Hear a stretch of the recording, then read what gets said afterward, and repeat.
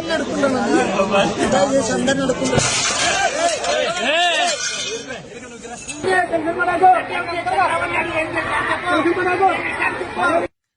అధికారం మందే, చంపేసినండి మేముంటాం ఏమైనా సరే చూసుకుంటామని నాయకులు చెప్తే అమాయకంగా నమ్మేసి ముందుకెళ్లి రాక్షసుల్లాగా మారిపోయి మనుషుల్ని చంపితే ఆ తర్వాత ఏం జరుగుతుంది అన్నదానికి కర్నూలు జిల్లా పత్తికొండ వైసీపీ ఇన్ఛార్జిగా పనిచేసిన చెరుకులపాడు నారాయణ రెడ్డి హత్య కేసే ఒక నిదర్శనం. 11 మందికి యావజ్జీవ ఖైదు పడింది. 2 కోట్ల రూపాయలు. ఈ నిందితులంతా 2 కోట్ల రూపాయలు ఖర్చు పెట్టుకున్నారు. ఇప్పటికే ఈ కేసు నుంచి బయటపడడానికి లాయర్ల ఫీజు వివిధ రూపాల్లో ఈ కేసు నుంచి బయటపడడానికి 2 కోట్ల రూపాయలు ఖర్చు పెట్టుకున్నారు. శిక్ష ఖరారు కాగానే ఈ విషయాలన్నీ చెబుతూ ఆ నేరానికి పాల్పడిన వాళ్ళంతా ఘోరణ విలిపించారు, ఏడుస్తున్నారు.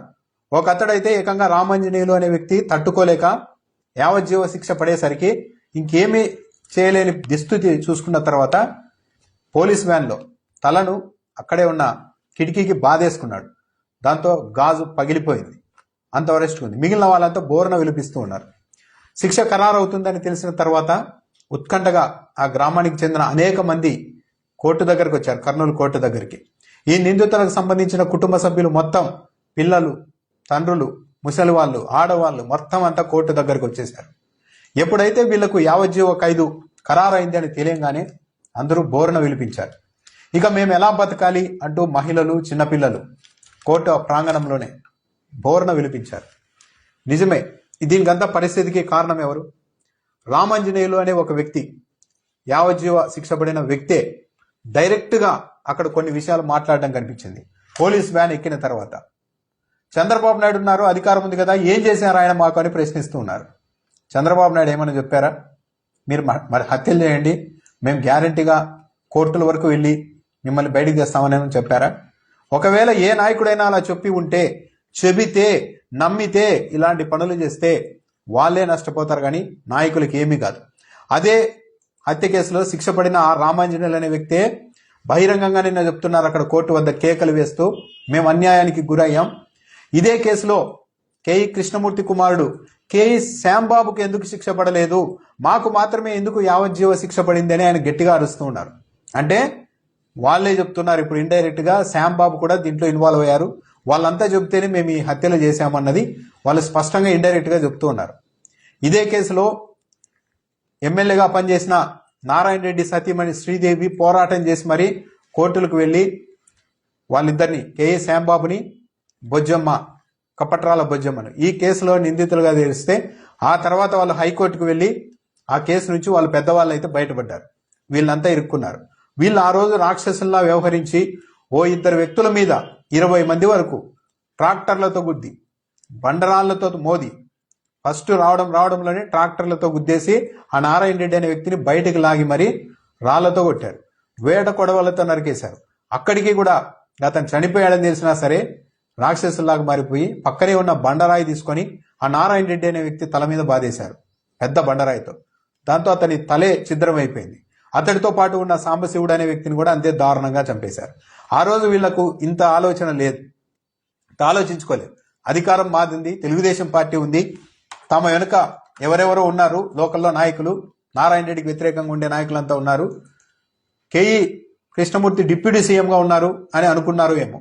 ఆ రోజైతే చాలా ఏదో గర్వపడేలాగా ఏదో గొప్ప కార్యం చేసినట్టుగా ఈ దారుణానికి ఒడిగట్టారు. ఈరోజు చూడండి, నారాయణ రెడ్డి చనిపోయారు. ఆయన కుటుంబ సభ్యులు కొన్ని రోజుల పాటు, కొన్ని నెలల పాటు బాధపడి ఉండవచ్చు. ఆ బాధ నుంచి బయటపడ్డారు. వీళ్ళు ఇప్పుడు పరిస్థితి ఏంటి? ఈ 11 మంది జీవితాంతం వీళ్ళు బాధపడడమే కాకుండా వీళ్ళను కట్టుకున్నందుకు, వీళ్లకు పుట్టినందుకు, వీళ్ళ కుటుంబ సభ్యులుగా ఉన్నందుకు, వాళ్ళకు పుట్టిన పిల్లలు, భార్యలు, వీళ్ళంతా జీవితాంతం వాళ్ళు కూడా కుంగి కుషించిపోవాలి. ఇలాంటి పరిస్థితి ఉంటుంది. ఈ హత్యపై, ఈ శిక్ష పైన మాజీ ఎమ్మెల్యే శ్రీదేవి కూడా స్పందించారు. ఆమె ఇప్పటికి న్యాయం జరిగింది. అయితే ఈ తీర్పు చూసిన తర్వాత ఎవరైనా సరే ఇలా కక్షపూరిత రాజకీయాలు చేయాలి, హత్య రాజకీయాలు చేయాలనుకున్న వాళ్ళు ఈ తీర్పు చూసి వాళ్ళకు ఒక కనువిప్పు కావాలి, ఇలాంటి హత్యలకు దూరంగా ఉండాలి అని ఆమె విజ్ఞప్తి చేస్తూ ఉన్నారు. ఈరోజు శిక్ష పడిన వాళ్ళ ఆవేదన అయితే ఒకటే, వాళ్ళు బహిరంగంగా చెప్తున్నారు, మాది కాదు ఇది, మేము ఎవరో చెప్తే చేశాం, పెద్దవాళ్ళకి శిక్ష పడలేదు, మాకు శిక్ష పడింది, 2 కోట్ల రూపాయల వరకు ఖర్చు చేసుకున్నాం ఇంకేం చేయాలి మేము, మా పిల్లలు ఎలా బతకాలి, మా కుటుంబాలు ఎలా బతకాలి అన్నది. ఇది వాళ్ళ ఒక్క సమస్యే కాదు. ఈ రాష్ట్రంలో రాజకీయాలు చేయవచ్చు, రాజకీయ పార్టీలకు సేవ చేయవచ్చు, రాజకీయ పార్టీలకు మద్దతుగా కూడా ఉండొచ్చు, అంతవరకే. అన్యాయం జరిగితే కేసులు పెట్టుకోవచ్చు, కానీ నేరుగా చట్టాన్ని చేతుల్లోనికి తీసుకొని అధికారం ఉందనో మన వెనుక ఎనికేసుకొచ్చేందుకు పెద్ద పెద్ద నాయకులు ఉన్నారనో తెగించి ఇలాంటి హత్యలు చేస్తే అది ఆ రోజు కాదు, హత్య చేసిన రోజు ఒక 2 రోజులు 3 రోజులు చాలా గర్వంగా ఉండవచ్చు, అధికారం ఉన్నప్పుడు మనకి తిరుగులేదనిపించవచ్చు. కానీ ఏళ్ల తర్వాత అయినా అది వెంటాడుతుంది. 8 ఏళ్ల తర్వాత నేను శిక్ష పడింది వీళ్ళందరికీ, 11 మందికి. ఏడుస్తూ ఉన్నారు తప్పించి ఏమీ చేయలేని నిస్సహాయ స్థితి.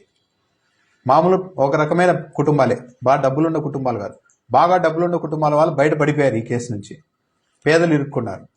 ఇప్పుడు వీళ్ళు జిల్లా కోర్టు, నెక్స్ట్ హైకోర్టుకి వెళ్ళొచ్చు, సుప్రీంకోర్టుకు వెళ్ళొచ్చు. ఇప్పటికే 2 కోట్ల రూపాయలు ఖర్చు చేసేసుకున్నాం, పోగొట్టుకున్నాం, అన్యాయం అయిపోయామని చెప్తున్న వీళ్ళు ఇక హైకోర్టు, సుప్రీం వరకు న్యాయ పోరాటం చేయాలంటే ఇంకెంత డబ్బులు ఖర్చు పెట్టుకోవాలి. సో ఎప్పుడైనా సరే ఒకరిని హత్య చేస్తే, చట్టాన్ని చేతిలోకి తీసుకొని నేరాలకు పాల్పడితే అది వెంటాడుతుంది, వదిలిపెట్టదు.